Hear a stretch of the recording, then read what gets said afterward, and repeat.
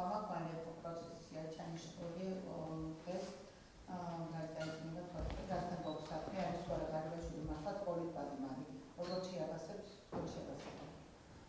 პირველ რიგში თავარი ტრაგედია ღარიბაშვილის ცხოვრებაში არის ის რომ როდესაც მასზე როგორც კორუმპირებულზე საუბრობს კალაძე და როდესაც კალაძე ყველაზე კორუმპირებული ადამიანი ალბათ ქართული ოცნებაში შენზე საუბრობს აგდებულად და დამცინავად რომ შენ ხარ კორუმპირებული ალბათ ყველაფრის ღირსი ხარ როდესაც აქამდე მიყავს საქმე როდესაც კალაძეს ალაპარაკებ რომ შენ ხარ კორუმპირებული ადამიანი ეს ყველაფერი რა თქმა უნდა სასაცილოა სატირალი რო არ იყოს იმ რეალობიდან გამომდინარე რა რეალობად ჩვენ ვიცით რა ხდება ქართულ ოცნებაში ვინ არის კალაძე და საერთოდ ქართული ოცნება ვინ არის და როგორ იპარავს ბოლო წლების განმავლობაში საქართველოს რესურსებს, საქართველოს ფულს, ქართულ ხალხს როგორ პარავენ ეს ადამიანები და დღეს როდესაც კალაძე შენზე ლაპარაკობს რომ შენ ხარ ყველაზე კორუმპირებული და შენ ხარ კორუმპირებული და ეს არის მთავარი სპიკერი ქართული ოცნების. ნუ რა თქმა უნდა, ყველაფრის ღირსი ხარ და სასაცილოც არის ეს ყველაფერი.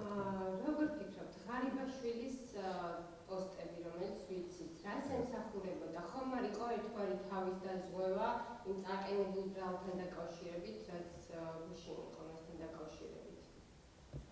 ღარიბაშვილი საუბრობდა, რომ მას და მის ოჯახის წევრებს ემუქრებიან, მე ვფიქრობ, ეს არის ყველაზე არაადამიანური და არაკაცური საქციელი, ეს არის ნაცური მეთოდიკა, როდესაც ნაცები იჭერდნენ ხოლმე ადამიანებს, მერე გაუმძიებლებს, თქვა, თავის სატუსაღოებთან ისეთ სივრცეში, რომ ამ დაკავებულ ადამიანებს დაენახათ, რომ მათი ოჯახაზე შესაძლებელია განხორციელებული იყოს ეწოლა, ამ მეთოდებს აკეთებდნენ.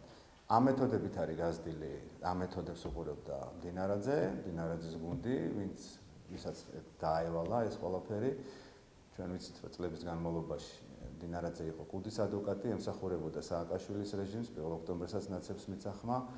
შესაბამისად, მათ იციან ეს სისტემა, იმ ხალხმა, ვინც დღეს ივანიშვილს ხავს სისტემაში, ისინი არიან მერაბიშვილის, ადეიშვილის, ახალაიების გაზრდილები სხვადასხვა პერიოდში, სხვადასხვა სისტემაში, შინაგან საქმეთა მინისტრი იქნება, სუსის ხელმძღვანელები იქნებიან თუ სხვა ადამიანები, ამიტომ იგივე მეთოდები, იგივე პრინციპი, იგივე გამოყენება მარცხაჯულების ადამიანებზე ზემოქმედების გასაკეთებლად, როდესაც იქნება ამ ქვეყანაში სამართლიანი სასამართლო და მარცხაჯულების მიმართ იქნება ნდობა, რა თქმა უნდა, მაშინ შეიძლება ბევრ კითხვას პასუხი გაეცეს. დღეს ჩვენ რაც ვნახეთ არის ის, რომ ეს ადამიანი რაც დაწერა და უბრალოდ ის ამბობდა, რომ მამით მემუქრებიან, ოჯახს მიეწევიან, იქ რაღაცა ინფორმაცია იყო და მთელი ის უბანი ამას საუბრობს, რომ მიდიან მის სახლთან ადამიანები შპანა იკრიბება, იგინებიან, რაღაცებს ამტრევენ, გამომწვევად იქცევიან, ეს დადგმული ეს რო არ იყოს დადგმული, ხა მაგალითად ღარიბაშვილის სახლთან ვინ გაბედავდა ახლა მისვლას, ხო? მით უმეტეს რაღაცა შპანის წარმომადგენლები, რომლებსაც ყველაფერს ეშინიათ განსაკუთრებით რაღაცა უბნის ინსპექტორის ისე ეშინიათ, როგორც გავარდნილი თოფის და ახლა ორგანიზებული და დავალებული რო არ იყოს ეს ამბავი, ახლა ვინ მივიდოდა და ვინ გაბედავდა. დრო გვაჩვენებს, რას ამბობს ღარიბაშვილი, დრო გვაჩვენებს, რა სიტყვის ის უფრო დამატებითად. რა თქმა უნდა, მან უნდა ისაუბროს, მან თავის უნდა დაიცვას, თავის ოჯახიც უნდა დაიცვას და საზოგადოების ინფორმირებაც უნდა მოახდინოს, იმიტომ რომ რასაც ეს ადამიანები მაგალითად აკეთებდნენ, როგორ მოქმედებდა პარტია, სადმე ჰქონდათ ეს ფული, სამარცხვინოა, ხო, როდესაც ახლა ყველა ხელისუფლება ამ ქართულ ჯარს არწევს, დაწყებული ნაცებიდან დამთავრებული ქართული ოცნებამდე. ამიტომ ეს ინფორმაციები ჩვენ გვჭირდება, უფრო მეტი უნდა ელაპარაკოს, თავისთვისაც საზოგადოებრივი მაღალი ინტერესიდან გამომდინარე, თავი უნდა დაიცვას, ამ ადამიანმა უნდა თქვას. ანუ თქვენ როგორ ფიქრობთ, რომ ამ ქვეყანაში ამხელა კორუფციული სისტემა რო იყო შექმნილი, სად იყო პარლამენტის თავმჯდომარე, სად იყო უმრავლესობის ლიდერი, სად იყო პარტია, სად იყვნენ ეს ადამიანები? ამხელა ჯაჭვი უნდა გაიაროს, ხო, კორუფციულმა სქემამ, ამხელა ინფორმაცია, სად იყო უშიშროება? მაშინ არ იცოდნენ უშიშროება იმ მომენტში, რომ ეს ადამიანები ფულს აკეთებდნენ თუ მე გახდა ცნობილი. რატო არ ხდება ყისიერად ამ საქმეების ძიება, რატო არ ხდება იმ მომენტში საქმეების ძიება? აგროვებენ, ვის უნახავენ. ესე იგი ეს არის სისტემა, რომელიც მუშაობს კორუფციაზე. და ამ სისტემას და ეს ხალხი იმიტოა კორუფციაში გასული, რომ ვიღაცა სჭირდება, რომ ეს ხალხი იყოს ბინძური. იმისთვის სჭირდება, რომ ეს ხალხი უფრო მარტივად აკონტროლოს. ამიტომ ეს არის სისტემური კორუფცია, იმიტომ ამბობ ჩვენ ეს არის სისტემური, ეს არის დაშვებული კორუფცია. ეს არის დადგენილი კორუფცია და დარწმუნებული ვარ იმ სისტემაში, რომელიც შექმნა ერთმა ადამიანმა, ყველას აქვს თავისი ფული შოვნის, თავისი ლიმიტი. ზოგი 10 მილიონს შეუძლებს, ზოგი 100 მილიონს შეუძლებს, ზოგი 50 მილიონს შეუძლებს. მაგრამ ლიმიტი არსებობს, რომლის იქით ალბათ იგზალება და მე უკვე წითელი ხაზებია იმ ადამიანისთვის. და ვისთან მიაქვთ ეს ფული? სახში მიაქვთ, მასთანაც მიაქვთ. სხვადასხვა წყაროებით მიაქვთ, პარტიაში მიაქვთ. ეს ხო ერთიანი კორუფციული სისტემაა. აქ ხო არ არის მარტო ერთი ღარიბაშვილი. აქ მთელი სისტემაა, მთელი ქართული ოცნება არის კორუმპირებული. ყველა კორუმპირებულია. აი თქვენ მითხარით ერთი ადამიანი რაღაც თანამდებობას წარმოადგენს და რო არის ყველა აბსოლუტურად, ყველა ფულს შოულობს. დეპუტატები ფულს შოულობენ, საკრებულოს წევრები ფულს შოულობენ, ჩინოვნიკები ფულს შოულობენ, სამმართველოს უფროსები ფულს შოულობენ, ყველა ფულს, სუსი ფულს შოულობს, ყველაზე კორუმპირებული დაწესებულება ამ ქვეყანაში ბოლო წლებში არის სუსი. იმიტომ რომ სუსით კეთდება მთელ სისტემაში ფული და სუსი ანაწილებს ამ კორუფციულ სქემებს. როდესაც ღარიბაშვილი ამბობს, რომ ის არის პოლიტპატიმარი და უარყოფს კორუფციის სკანდალში მონაწილეობას, როგორ ფიქრობთ, მის სახლში აღმოჩენილი მილიონები, ოქრო, ეს ყველაფერი რაზე მეტყველებს? ნამდვილად პოლიტპატიმარია თუ კორუფციაშიც მიიღო მონაწილეობა? თქვენ რა ფიქრობთ? ღარიბაშვილის ჩვენ როცა ვსაუბრობდით, ღარიბაშვილი როცა იყო ჩართული ამ კორუფციულ სქემებში, მაშინ თქვენი არხი საპირისპიროს ამტკიცებდა. შესაბამისად, ჩვენ დღეს არ დაგვიწყია ამ თემაზე საუბარი და ღარიბაშვილს დღეს არ დაგვიწყია. ჩვენ უბრალოდ ღარიბაშვილთან კონტექსტში ვსაუბრობთ, მან რა იცის და რა უნდა თქვას და რას ელოდება მისგან საზოგადოება რის თქმას. ამიტომ ჩვენ ეგ უფრო გვაინტერესებს, თორე ღარიბაშვილი რო ფულს იპარავს, მაგას ბიძინა ივანიშვილი ჩვენ გვიყვებოდა მე-9 მოწვევის პარლამენტში, როდესაც უმრავლესობის ხმაზე ვიჯექით ხოლმე და ყვებოდა როგორ გააგდო კორუფციის გამო ეს ადამიანი, მაგრამ ზუსტად იგივე ადამიანმა დააბრუნა ღარიბაშვილი მაშინ. ანუ ახალი გაგებული ამბავი არ არის, დიდი ხანია მის მიმართ ეს კითხვები არსებობს. ამიტომ ჩვენ გვაინტერესებს თუ ესეთი კითხვები არსებობდა, რატომ მოხდა მეორეჯერ მისი დაბრუნება და ყოველ შემთხვევაში ეხა კიდევ უფრო მეტი ინტერესი არის ამ ადამიანს რა დარჩა სათქმელი. რაში უნდა ამხილოს კობახიძე, რაში უნდა ამხილოს მდინარაძე და ის სისტემა, რომელზედაც ის საუბრობს, რომ მან თავი გაწირა მათთვის და მაინც ესე ცუდად მოექცნენ. ამაზეა საუბარი. მეტი არ არის პოლიტპატიმარი, როგორც თვითონ. ეს შესაფასებელია, ადამიანები აფასებენ ამ შემთხვევაში. ის ამბობს ამას თავის თავზე, ეს მისი სიტყვები არის. გაეროს თემაზე გადავახსოვდეს ამბობს, გაეროს ორგანიზაციის ქვეყანა, მათ შორის საქართველო, რუსეთს უპირობებს ეს შეფასებაზე გადაღებისკენ მოუწოდებს. როგორ შეაფასებთ ამ გზავნილს და მათ შორის რა სიტყვით საქართველოს როლზე და გზავნილზე? რა თქმა უნდა, რუსეთი არის ტერორისტული სახელმწიფო, სამწუხაროდ ქართულმა ოცნებამ 2022 წლის შემდგომ, როდესაც ეს ომი დაიწყო რუსეთმა უკრაინის ტერიტორიაზე, სამწუხაროდ თამაშინდელი სიტუაციიდან, ოცნებდელი მოცემულობიდან გამომდინარე, როდესაც ქართული ოცნება 100% დარწმუნებული იყო, რომ სამ დღეში დაეცემოდა კიევი და 8 მარტს გაზმანოვი ხრეშატიკზე და მაიდანზე ხალებს მიულოცავდა 8 მარტს უკრაინელ ხალებს. მაშინ ქართულმა ოცნებამ აი ამ წმენით დაიკავა რუსების პოზიცია. დღეს ქართული ოცნება, რა თქმა უნდა, მნიშვნელოვანია ის, რომ ქართულმა სახელმწიფომ უნდა მიულოცოს დამოუკიდებლობის დღე და მეც მინდა გამოვიყენო შესაძლებლობა და უკრაინელებს მიულოცო დამოუკიდებლობის დღე, ასე წინა დღით ერთი დღით ადრე ქონდათ დროშის დღე. ჩვენ ნახეთ ძალიან შთამბეჭდავი დამოუკიდებულება მათი სულისკვეთება, ეს ძალიან მნიშვნელოვანი არის და ძალიან სამწუხაროა რა თქმა უნდა რუსებისთვის, იმიტომ რომ უკრაინელები ყველაფერს გააკეთებენ იმისთვის, რომ რუსეთის შესაძლებლობები შეიზღუდოს და განსაკუთრებით შეიზღუდოს ჩვენთან მიმართებაში და ადრე თუ გვიან ეს ოკუპაციაც ამ ქვეყანაში დამთავრდება. მე დარწმუნებული ვარ, რომ ქართული ოცნების ლიდერი რო გამოდის და ულოცავს უკრაინელებს, ეს არ არის გულიდან წამოსული სიტყვები. ჩვენ ნახეთ რამოდენიმე დღის წინ ის როდეს კბილებით იცავდა 1801 წლის ოკუპაციას, რაც რუსებმა განახორციელეს საქართველოში და სულეთ ამაზრზენი და მოღალატეობრივი განცხადებები ამოვიდა პირიდან ირაკლი კობახიძე. შესაბამისად აბსოლუტურად შეუსაბამოა, ხო, ერთის მხრივ 1801 წელი მოგწონდეს ამ ქვეყანაში და რუსების გეორგიევსკის ტრაქტატი დარღულ ტრაქტატზე ამოვიდა, რომ ყველაზე მაგარი რაღაცა იყო და ლაპარაკობდა იმ პროპაგანდის ენით, რასაც ბოლო 200 წელია რუსები ქართველებს ამადლიან და მეორე დღეს ახლა გამოდიოდე და ახლა გულწრფელად ულოცავდე უკრაინელებს, რა თქმა უნდა, ეს სიყალბე ახლა ყველამ დაინახა. უბრალოდ ერთადერთი რის გამოც ქართული ოცნების ქცევის მოდელი არის შეცვლილი ის, რომ შეცვლილი 2022-23 და თუნდაც 2024 წელთან, უბრალოდ მათ უკვე ეშინიათ უკრაინელების და იმდეს ვეღარ ბედავენ, რასაც ბედავდნენ 2022-ში, 23-ში, 24-ში იმ სამარცხვინო განცხადებებით, იმ სამარცხვინო ქცევის მოდელით, რაც მათ გააჩნდათ ამ ქვეყნის მიმართ და დღევანდელი მილოცვა, რა თქმა უნდა, როგორც სახელმწიფოს თვალსაზრისით ქართველები რა თქმა უნდა ულოცავთ, მაგრამ ყობახიძე არ არის გულწრფელი, იმიტომ რომ კაცი რომელიც არის თავიდან ბოლომდე რუსული სულისკვეთებით განსწავლული და რაღაცა 1801 წელი არის მისი ამომავალი წერტილი საქართველოს გადარჩენის ისტორიისთვის. ნუ ამ ადამიანის მხრიდან ახლა რა უნდა იყოს, ხო, ჩვეულებრივი უსამშობლო რაღაც უბიოგრაფო ადამიანია, რომელიც, რა ვიცი, ხან მამამისი იყო პუჩისტი, ხა იგივე გზას აგზელებს ესეც რაღაცა რუსულ საქმის კეთებას, ამიტომ მე მგონია, რომ ქართულ ოცნებას უკრაინელების ეშინია და შესაბამისად ეს ქცევის მოდელის ცვლილება აქედან გამომდინარე არის. და რა ის რაც იყო თქვა 22-ში, 23-ში, 24-ში, სადაც პირდაპირ ღიად საუბრობდნენ, პროპაგანდა ქონდათ, რომ უკრაინელები ომში დამარცხებოდნენ, რუსები გაიმარჯვებდნენ და ჩვენ სხვა გზა არ ქონდა თუ არა რუსებთან რაღაცა შეკედლება და ეს რაღაც 1801 წელის განმეორება ამ ქვეყანაში. როდესაც საქართველოს 51 ქვეყანასთან ერთად უერთდება მოწოდებას, რომ უკრაინაში შეწყდეს ცეცხლი, ამას სიყალბეს უწოდებთ, ანუ საჯარო ქართული ოცნების მხრიდან რა მე კი მაგას გეუბნები. საჯაროდ თქვა ყობახიძემ, რომ რუსეთი არის ჩვენი ხსნა.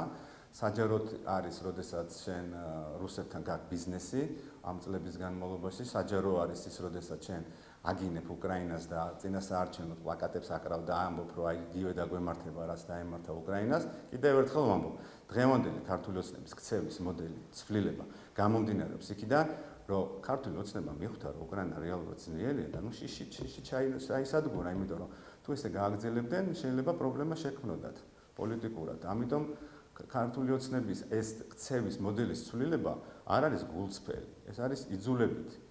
არ არის ეს ცუდი, რა თქმა უნდა, არ არის ცუდი, მაგრამ მე გეუბნებით, ეს არ არის გულწრფელი. ეს არის იძულებითი, ეს არის მოცემულობიდან გამომდინარე, იმ მოცემულობიდან და იმ რეალობიდან გამომდინარე, რაცაც ჩვენ უყურებთ წლების განმავლობაში. სულ რაღაც ერთი კვირის წინ მთავრობის ხტომაზე ყობახიძე იდგა და ამბობდა, რომ 1801 წელსაც მოხდა საქართველოში, ეს იყო საქართველოს გადარჩენა. ეს არის მოღალატის განცხადება.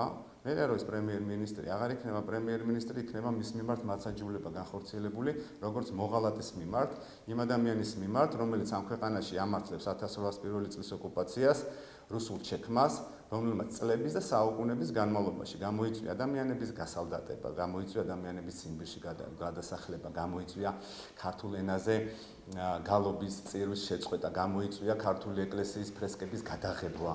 გამოიწვია ის, რომ საქართველოს ავტოკეფალია წაართვეს, გამოიწვია ის, რომ საქართველოს დაკარგა 9 საუკუნევანი დინასტია და დაკარგა სუვერენიტეტი. და ამისთვის ჩვენ დაგვჭირდა 180 წელზე მეტი, რომ დაგვებრუნებია, იმ შუაშიც იყო 3 წლის თავისუფლება, მერე კიდე ახალი ოკუპაცია, დაგვჭირდა იმისთვის 190 წელი იმისთვის, რომ ქართველები საქართველოს დაგვებრუნებია დამოუკიდებლობა და 2026 წელს დგას არჩევნების, გაყალბებული არჩევნების ზით მიტაცებული ადამიანი და ამბობს, რომ 1801 წელს საქართველოს გადარჩა. ნუ ეს მარტო მოღალატეს და მარტო გარუსებულ ქართულ შეუულია პირიდან ამოვიდეს ეს სიტყვები. და ეხლა როდესაც ერთი კვირის თავზე დგას და რაღაც მილოცვებს აკეთებს, უბრალოდ განცდა გიჩნდება, რომ მიზეზი და ქცევის მოდელის ცვლილება არის უბრალოდ დაინახეს უკრაინის სახელმწიფო არის ძლიერი და შიში ჩაუდგათ გულში, როგორც თავის დროზე ეშინოდათ რუსების და შესაბამისად ეს ქცევის მოდელი შეიცვალა. ცუდი არ არის ამისთვის, არაფერი, უბრალოდ როდესაც ჩვენ ამას ვაფასებთ, უბრალოდ ეს არის იძულებითი ცვლილება და არ არის გულით მილოცვა. ეს არის აი ყალბი იმისთვის, რომ რაღაცა პოზიცია დააფიქსიროს. და 50 ქვეყანასაც იმიტომ შეუერთდა, არ უნდა შეერთებოდა საქართველოს 50 ქვეყანას. საქართველოს უნდა ყოფილიყო მოწინავე, საქართველოს უნდა ყოფილიყო ამ პროცესში მხარდამჭერი, იმიტომ რომ ზუსტად იგივეს აკეთებს რუსეთი უკრაინაში, რასაც ჩვენთან აკეთებდა წლების განმავლობაში და 2022-ში, 23-ში, 24-ში ნაწილობრივ 25-შიც მხოლოდ ქართული ოცნება მხოლოდ იმას აკეთებდა, რომ ეგინებია უკრაინა, რაღაცაები გამოეყენებია ეს შიდა პროპაგანდისთვის, ეს რაღაცა პოპულისტური მარაზმი ეწარმოებია ამ ქვეყანაში თითქოს ახლა ვიღაცა კარგით ახლა რა ვითომ ვიღაცები სადღაც გვითრევენ და ეს ყველაფერი გამოეყენებია იმისთვის რომ რაღაცნაირად ხელისუფლება გაეხანგრძლივებია აი რაღაცნაირად და იმის გამბედაობაც არ ეყოთ ამ ადამიანებს 3 წლის განმავლობაში თქვა ვინ გვაიძულებდა ჩვენ ჩავთულიყავით ომში ვინ თქვენ იცით სახელი და გვარი იმ ადამიანების ვინ ჩვენ გვაიძულებდა თუ ჰიპოთეტურად ვიღაცა ამბობდა ამას და ომში ჩართვა და ესეთი თემებში შესვლა ამას ქართული ოცნები თავის ბრიყული ქმედებებით, რა ვიცი, ამ ხელა საფრთხის წინაშე აყენებს ჩვენს მომავალს, ოდესაც ურთიერთობა აქვს ირანთან და ურთიერთობა აქვს რუსეთთან. თან ეს ურთიერთობები, ამ ურთიერთობებზე ჩვენ კი არ ვლაპარაკობთ, ჩვენ თავს ვიკავებთ, რა თქმა უნდა, ჩვენ ახლა ჩვენ ქვეყანას არ დავაზიანებთ. მაგრამ ისინი თავის აქციებით აზიანებენ და აი ესეთ ურთიერთობებზე რომ საქართველოს აქვს ჩინეთთან, რუსეთთან, ირანთან ურთიერთობები, ამას საუბრობენ ამერიკაში. აი იმ კონგრესში, სადაც ყველაზე საფრთხეა, ყველაზე დიდი საფრთხე არის ამაზე საუბრის. ჩვენ ამაზე არ საუბრობთ, ჩვენ ამაზე არც ვისაუბრებთ, იმიტომ რომ ჩვენი ქვეყანაა.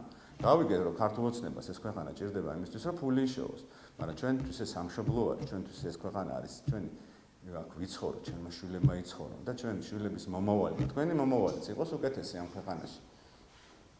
ირანთან დაკავშირებით ბავშვებს შეიძლება აღშეშოს ირანის საერთაშორისო ფინანსური იზოლაციის გასაძლიერებლად ახალ სასანქციო თემებს იწყებს. ეს ზომები მეორადი საnkციების ზრდის ყველასთვის იმდენადია, რომ ამ რეჟიმთან ბიზნესის წარმოებას განაგრძო. აცხადებს ამერიკის ფინანსთა მინისტრი სკოტ ბესენი და აცხადებს, რომ ვიცითო ვინ არიან ეს ქვეყნებია. თქვენი აზრით როგორი მიიღებს თუ არა ოცნება ამას გზავნილად და როგორი მოქმედებს ეს საქართველოში? მე დიდი იმედი მაქვს, რომ ამერიკელები თუ რამე არსებობს თუნდაც ამ კორუმპირებული ხელისუფლების ურთიერთობები ირანთან, იმედია ჩვენ შემთხვევაში ამაზე რეაქცია არ იქნება, იმიტომ რომ ეს ჩვენ ძალიან დაგვაზიანებს. ის რომ ქართულ ოცნებას ირანთან აქვს ურთიერთობები, ხა ეს გამოხატულია მათი ვიზიტებით უმაღლეს დონეზე. ეს არ არის რაღაცა ქვედა დონეზე, ბიზნესის დონეზე. ეს არის პრეზიდენტის და პრემიერ-მინისტრის დონეზე, როდესაც ეს ადამიანები ჩადიან და ურთიერთობენ ირანთან, ხშირ შემთხვევაში ქებასაც იმსახურებენ. ხშირ შემთხვევაში ძალიან თავხედურ ირანის ელჩის განცხადებებზე რეაქცია არ აქვთ და წესით რაღაცა თავმოყარე სახელმწიფოს, როდესაც ჩვენ ქვეყანაში ელჩი ესეთ განცხადებებს აკეთებს. და გემუქრება, რაც იყო ირანის ელჩის განცხადებები, ამაზე რეაქცია უნდა ყოფილიყო, მაგრამ იქიდან, საიდანაც უფრო მეტი ძალაა, მაგრამ არ ელოდებიან საფრთხეს, იმათთან დიდი გული აქვთ, მაგალითად გერმანიის ელჩთან დიდი გული აქვთ, ბრიტანეთის ელჩთან დიდი გული აქვთ, იმიტომ რომ იციან, რომ ისინი ჩვენი მეგობრები არიან და არაფერს არ მოიმოქმედებენ, მაგრამ ირანის შეეშინდათ, რეალურად შეეშინდათ, გაუტარეს ყველაფერი ირანის ელჩს, მე ვფიქრობ, იყო ძალიან სამარცხვინო და თავზე ლაფი დაგვასხა პირდაპირ ამ ადამიანმა, როდესაც დაგვემუქრა, თავისი მინიშნებით დაგვემუქრა. ეს არის ქართული ოცნება ხდალი, გარეთ მხდალი და შინ, ვიცი ხა, შინ შეუძლია სტუდენტ გოგოებს დაერიოს, მაგალითად, ადამიანები დააკავოს ტროტუარებზე, პოლიციელები მიუხსიოს მშვიდობიან დემონსტრანტებს.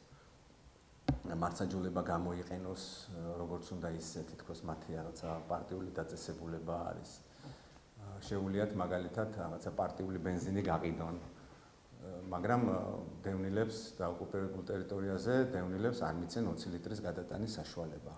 ხო გაქვთ ეს ინფორმაცია ტელევიზიაში, რომ მოქალაქეებს არ აქვთ 20 ლიტრზე მეტი გადატანის შესაძლებლობა. ოკუპირებულ ტერიტორიაზე, მაგალითად გალში, ზუგდიდში რო ადამიანმა იყიდოს 40 ლიტრა ბენზინი, ვერ გადაიტანს თავისი მანქანით. ან თუნდაც ფეხით, არ ვიცი როგორც შეუძლია, ანუ შეუძლია თქვა ადამიანს ტრანსპორტირება, ვერ გადააქვს. იმიტომ რომ უგზავნოს კანონი ამის გადატანას. მაგრამ სამაგიეროდ პარტიული ბენზინი რო გაყიდოს ქართულმა ოცნებამ, ეშინით რაღაცა ავტოცისტერნებით გადაიტანოს ოკუპირებულ ტერიტორიაზე და ამაზე ვერავინ ვერ გაიგოს, უბრალოდ წადიყიდება ეს ბენზინი, ეს თურმე შესაძლებელი არის ამ ქვეყანაში. ეს არის ქართული ოცნების სამართალი, ეს არის ქართული ოცნების რეალობა ამ ქვეყანაში სამწუხაროდ. აფხაზეთში საბჭოთა შეტანასთან დაკავშირებით პარლამენტები კიდევ გასწვარა აღნიშნული ბიზნეს ინვესტიციები და ქართული ოცნება. აღნიშნულის უკან დგას აუცილებლად ქართული ოცნება, იმიტომ რომ ქართული ოცნების ნებართვის გარეშე შეუძლებელია ამ რაოდენობის საწვავის გადატანა. და ის რომ ამის უკან დგას ქართული ოცნება და ეს არის პარტიული ბენზინი და პარტიული ინტერესებით ხდება და პარტიული ფული არის და პარტიაში მიდის მერე ეს ფული, ამის ძალიან კარგი დასტური არის, აი მაგალითად, აი 2019 აგვისტოს ეს არის, ხო, ინფორმაცია, ერთ-ერთი არა, რამოდენიმე ჩვენი თანამოქალაქე საუბრობს, რომ ქართული სამართალდამცავი ორგანოები მათ არ აძლევენ საშუალებას 20 ლიტრზე მეტი საწვავის გადაიტანონ ოკუპაციის ხაზს და თავს მოახმარონ რეალურად. ჩვენ როცა საუბრობდა მაშინ კობახიძე, საუბრობდა ქართველების ინტერესებიდან გამომდინარე, ხო, უპირატესი ინტერესიდან გამომდინარე და გამოვიდა ფაქტი ის, რომ ქართველებს, ვისაც რეალურად სჭირდებათ ეს და ყიდულობენ მაგალითად ზუგდიდში, არ ვიცი, როხში ყიდულობენ ამ ბენზინს ან სადმე სხვაგან, რა ვიცი, ნებისმიერ წალინჯიხაში თუ სადაც იყიდეს ეს ადამიანი და გადაიტანს, ეს თურმე დაუშვებელი არის, მაგრამ პარტიულმა პარტიულმა ეშელონებმა ბენზინის უნდა იარონ მაგალითად გადაკვეთონ ეს ოკუპაციის ხაზი და რაღაცა ფსევდო ჰუმანიტარული მისიით ისე რომ იკარგება მე ამ ბენზინის კვალი ეს მოსულა, ანუ ქართულმა ოცნებამ ფული უნდა იშოვოს და საქართველოს მოქალაქემ, რომელიცაც აქვს პრობლემები, მას 20 ლიტრის ბენზინის გადატანის უფლება არ აქვს. ეს ნორმალურია? რა თქმა უნდა, არ არის ნორმალური. მით უმეტეს, როდესაც საკითხი დგას, პრემიერ-მინისტრი თუ რაც ქვია ამ ადამიანს, მისივე სიტყვებიდან გამომდინარე, რომ ეს არ არის ორდინალური მოცემულობა, ეს არის კრიზისული სიტუაცია, შესაბამისად საქართველოს სახელმწიფო ყველაფერს აკეთებს იმისთვის, რომ ვითომ ვიღაცებს დავეხმაროთ, მაგრამ როდესაც ჩვენ მოქალაქეს 20 ლიტრა ბენზინი გადააქვს იმაზე ოკუპაციის ხაზზე, იქ რატო უშლი ხელს? იქ არ მოქმედებს საგანგებო მდგომარეობა? იქ არ არის აუცილებელი მოცემულობა? თუ მანდა მაინც პარტიული ბენზინმა უნდა იაროს რაღაც ავტოცისტერნებით და პარტიამ ფული იშოვოს. მით უმეტეს ისეთი ადამიანების საშუალებით, რომლებსაც არც თუ ისე სახარბიელო ნაციური წარსული აქვთ და ზონდერული წარსული აქვთ, ხო? და ჩვენ ძალიან კარგად ვიცით იმ ადამიანების სახელები და გვარები, ვინც ეს ბენზინი დააქვთ იქითაკე. ვისგანაც არიან დალაგებულები აფხაზებთან, ისიც ვიცით. ვისთან მიდის ეს ფულიც, ისიც ვიცით. ყველაფერს თავისი დრო აქვს, ყველაფერს თავის დროზე ჩვენ ვისაუბრებთ, რა თქმა უნდა. ლევან მაჭავარიანმა განაცხადება, რომ NGO-ები ქარი აქტივისტების ნაწილით ქარი ძალებს ემსახურებოდა მიზანი ქვეყნის შიგნით არეულობა და დესტაბილიზაცია. ასევე რევოლუციური სცენარი შექმნა. როგორ შეეხსენებთ ამ განცხადებას? ვიზეთ საუბრობს, ისინი თვითონ შეაფასებენ ამ განცხადებას. დანარჩენი ერთი ის ვიცით, რომ ეს ის ადამიანია, რომელიც ზუსტად იმ სულისკვეთებას ემსახურება, კალაძე კობახიძე მდინარაძის გუნდის წევრი არის, რომელიც 1801 წლის ოკუპაციას ამართლებს, ამბობს, რომ რუსებმა გადაარჩინეს ეს ქვეყანა, შესაბამისად ეს ზუსტად იმ სისტემის ნაწილია, ზუსტად ისეთივე რუსია ჩემთვის როგორც ხვები. ჩვენ ბევრი რამე შეგვიძლია ამ ადამიანებზე ვისაუბროთ. ჩვეულებრივი პროპაგანდის ჭანჭი კი არის, წერენ თვითონ მე რაღაცაებს ცვლიან, მე ისევ წერენ. ვიცი ხა, ამ ეტაპზე რადგან უშუალოდ ჩვენზე არ საუბრობს, ვერაფერს ვერ შევაფასებ მის წერილს. მაგალითად, აი ნაციონალურ მოძრაობაზე რო ლაპარაკობს, თავის თვითონ თქვას ნაციონალურ მოძრაობა არის, არც ისეთი ახალგაზრდა არის, რომ ნაცების დროში არ ეცხოვრა. მე ამ ადამიანს პირველად გავიცანი 2018 წელს.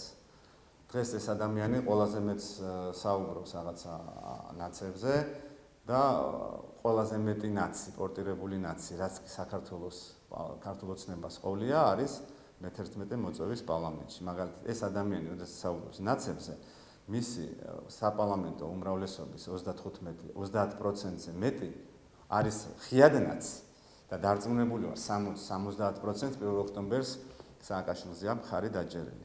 მე ეს ადამიანი არსად არ მახსოვს, არც მისი ბრძოლა მახსოვს ნაცებთან. საერთოდ 2018 წელს დავინახე პირველად ქართული ოცნების პარტიაში და ისიც რაღაცა თაღლითობდა იქ სხვადასხვა მიმართულებით რაღაცებს პირდებოდა და რაღაც ფული გაქონდა პარტიიდან თითქოს რაღაცა ხმების მომტანი იყო სალომე ზურაბიშვილის შტაბში და მე დარჩა ეს ადამიანი ქართულ ოცნებაში, როგორც ჩანს იმ გუნდში აღმოჩნდა, მაშინ რა თქმა უნდა ხა მეათე კოჭიც არ იყო. მე იყო რაღაცა 80-ის ზემოთ სიაში და რაღაცა შესაბამისად მთელი ხალხი რომ დატოვა ქართული ოცნება ჩამოიწია და ჩარჩა და ანუ ესეც სულელებს აწერიებენ ამ ადამიანს. ჩვენ ნახეთ ამ ადამიანის არაკაცობა საქართველოს პარლამენტში, როდესაც 50 კაცთან ერთად ზურგს უკენიდან დაესხა გიგაფარულავას პირდაპირ მნიშვნელობს. აი ჩვეულებრივად არაკაცულად, ყიზილბაშურად არანაირი გამართლება რო არა აქვს, ხო? აი რაღაცა წაქცეულ ადამიანს ახლა 50 კაცი რო შედგება და ესეც აი რაღაცა ისეთი ვირთხულად რომ მიეპარება, აი ეს ადამიანი არის ახლა. ჩემთვის ეს ადამიანი არის, რაც ჩამოვაყალიბე ის ახლა. შესაბამისად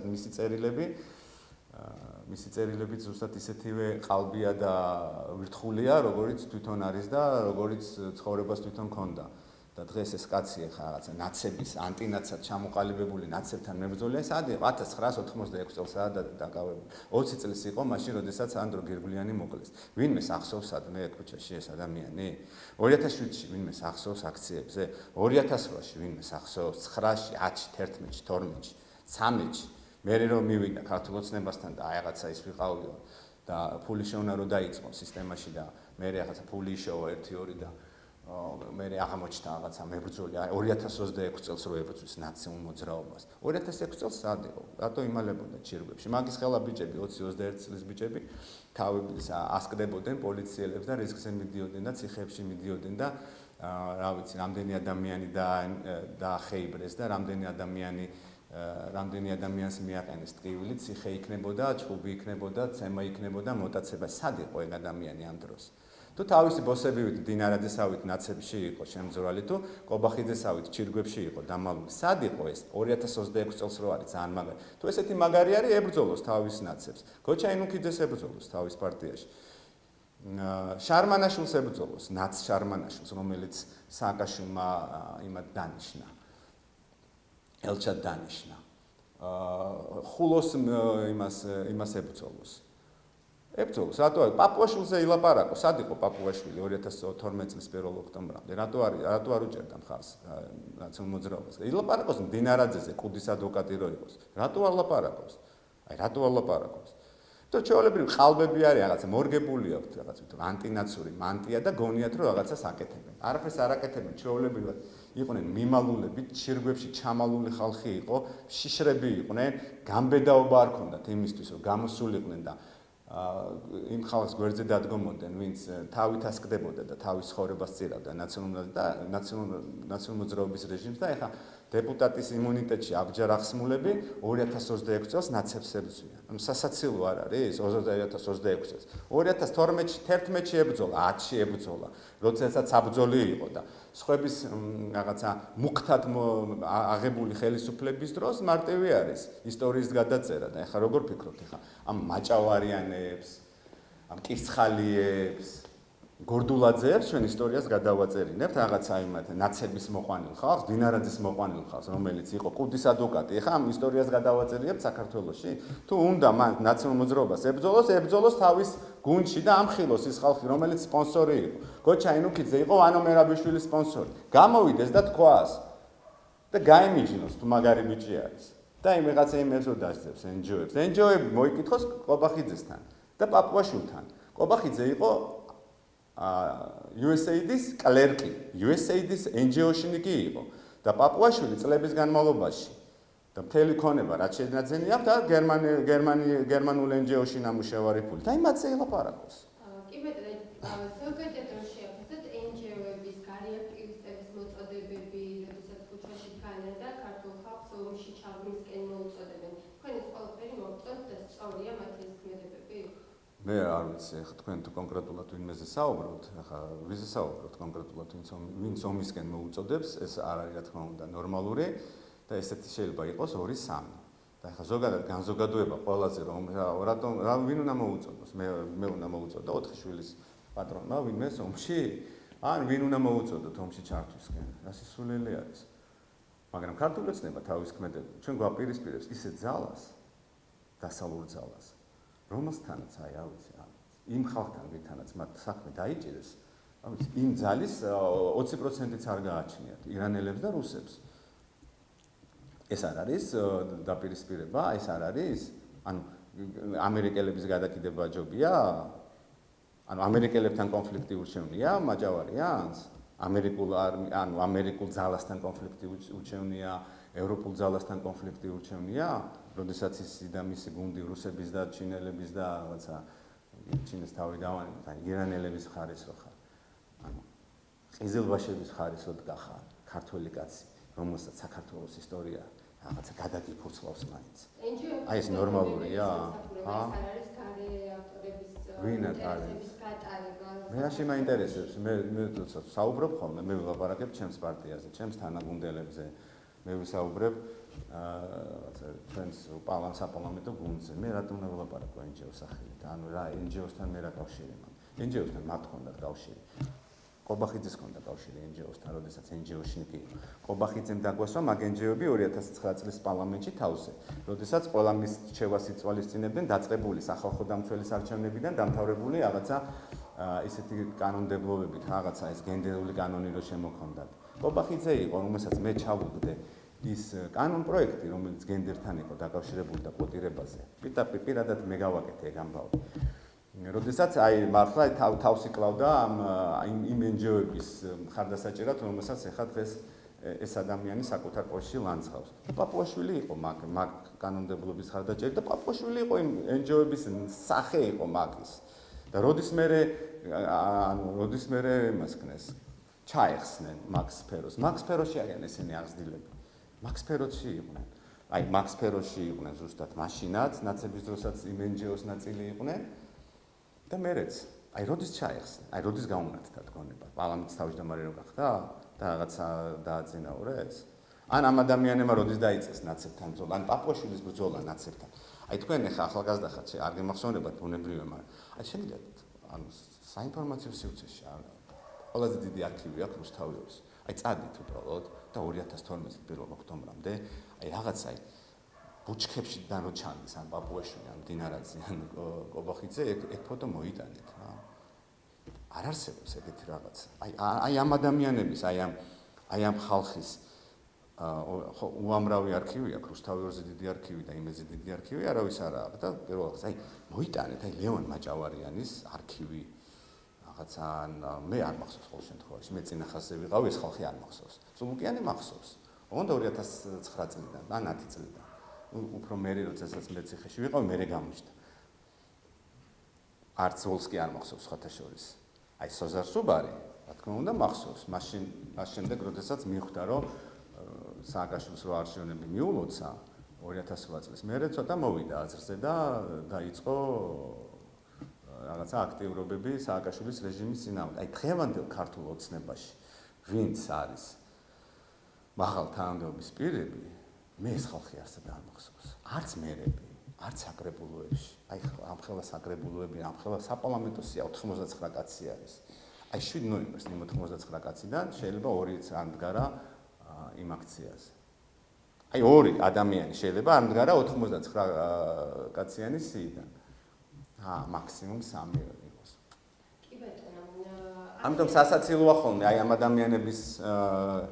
ამ ადამიანების განცხადებები და ამ ადამიანების ესეთი სულისკვეთება ნაცები მე ვაფინანსებ ნაცებს ბოლო 13 წელია? როგორ არსებობს ნაციონალური მოძრაობა? აქამდე. კითხვა არ დაგისვათ. საიდან აქვს ყველა არჩევნების წინ 40 მილიონი, 30 მილიონი? ერთი ნაცი მითხარით, რომელიც წინა რეჟიმის დროს სხვა ადამიანების ხარჯზე გამდიდრდა და ეგეთი ნაცების არის 95% და ამ ადამიანებმა პასუხი აგეს.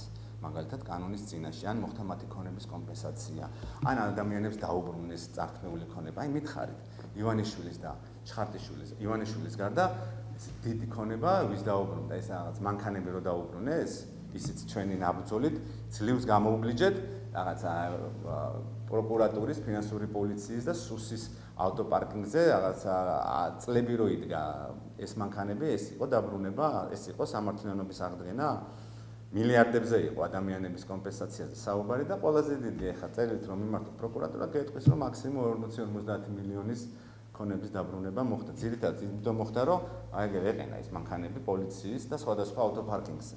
სახელმწიფო უწყებების ავტოპარკინგზე იყო ძირითადი მასა და დაბრუნდა, რა თქმა უნდა დაბრუნებულიყო. ივანიშვილის გარდა ვინმე დაიბრუნა დიდი ქონება, არავის არ დაუბრუნებია. ამიტომ ეს ადამიანები რომ ყველას საუბრებიან, ჩვენ ამათ ყველას ვამხელთ. ამათ სიყალბეს ჩვენ გამოვიტანთ. და ეს 2 წელი არჩევნებამდე იქნება ზუსტად მათი სახის, აი მას ჩამოვხსნით ნიღავს. აი ამ მატყუარა მეკთამე, შიშარა წარსულში და რაღაცა იმუნიტეტში აბჯარ ჩამჯდარი ადამიანებს. ყველას ჩამოვხსნით ნიღავს, ყველას ვამხელთ თავიანთ სიყალბეში. თავიანთ ქცევებში. ვამხელთ კორუფციაში და როცა ხელისუფლება შეიცვლება და იმახსოვრეთ ეს მილიარდობით მოპარულ ფულს და ქონებას დავაბრუნებიებთ, რა თქმა უნდა, სასამართლოს კანონიერი გზით. აი როგორც ეხა სასამართლო აკეთებს და კორუფციით ბევრ ადამიანს ხო დააბრუნებია, აი ზუსტად 35 და 50 მილიონზე და 6 მილიონზე კი არ იქნება. მილიარდებზე იქნება საუბარი. მილიარდებზე. კარგი, ოპოზიციურ ალიანსზე კითხავთ, ფაქტიურად ნაშლილია, გრძელდება დაპირისპირება, თქვენ თავიდანვე გქონდათ თუ არა მოლოდინი, რომ ეს ალიანსი დიდხანს ვერ გასტანდა? თქვენ ხო იცოდეთ რომ გქონდათ. რამდენჯერ გვისაუბრია ამ ტრიბუნაზე. რამდენჯერ გვისაუბრია ამ ტრიბუნასთან, რომ ასეთ შეთანხმებებს არა აქ დიდი მომავალი მიუხედავად იმისა, რომ ეჭვია რომ ბევრი მათგანი თანამშრომლობს სხვადასხვა ფორმით ივანიშვილთან და ქართულ ოცნებასთან და ბევრი მათგანი ფინანსდება. ჩვენ ამაზე ხო საუბრობდით. ეს ადამიანები დღეს ერთმანეთს ზუსტად ამ პრეტენზიებს უყენებენ და ამ ბრალდებებს, რომ შენ ამისგან ამდენი აიღე, მე კი ამდენი ავიღე, მაგრამ შენ სხვა აიღე ამდენი ამისგან. აი მაგალითად ახალი ეუნება, ანუ ნაცები ეუნებიან ახლებს, რომ თქვენ 40 მილიონი აიღეთ წინა საარჩევნოდ, ახლები ეუნებიან ნაცებს, რომ თქვენმა ლიდერმა ოცნების და ქოცების პირობებში როგორ შეძლო ის რომ უფრო მდიდარი გამხდარიყო ვიდრე იყო ნაცების დროს მაგალითად კირკიტაძეზე როცა საუბრობენ და ამბობენ კონკრეტულ ციფრს რომ მაგალითად ამ ადამიანმა ნაცნობი მოძრაობის ოფისი სხვა მესამე პირების საშუალებით გამოისყიდა $9 მილიონ თუ არ ვცდები. აი საიდან იშევა კირკიტაძემ საქართველოში ქართული ოცნების პერიოდში $9 მილიონი. $9 მილიონი მე მგონი რუსთავიორს შემოსავალი არ აქვს წლიური. ყოველ შემთხვევაში რეკლამებით. და კირკიტაძე რუსთავიორზე მეტფულს რანაირად შეუღლოს ამ ქვეყანაში. აკითხოთ დასვით არ გაინტერესებს, თქვენმა პროდიუსერებმა დაუსვან კითხვა კირკიტაძე, ჩვენზე მეტფულს ტელეკომპანიის, რომელსაც რა ვიცი, მაღალი რეიტინგი აქვს პირობითად, ჩვენზე მეტფულს შენ რანაირად შეუღლობ. საინტერესო კითხვაა. კი ბატონო, ნახეთ, მარამია წითლიძეს ეუბნება რომ ქუჩას ვერ გაცდიო, აქეთ შეგოლეიშვილი ნაცებს ეუბნება რომ თქვენი ლიდერი სააკაშვილის გულისხმობს ნარცისია და თქვენც ნარცისები ხართ, ოღონდ უნიჭო ნარცისებია.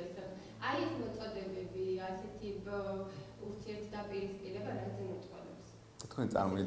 თქვენ წარმოიდგინეთ დრო, როდესაც აი ამ ხალხს, თქვენ ხო ეს ახლა მე მესმის ის კონოტაცია როგორც თქვენ საუბრობთ, მათზე და ამ ხალხისთვის დინარაძე იყო ხელის ბიჭი, როდესაც ის იყო კუდის ადვოკატი.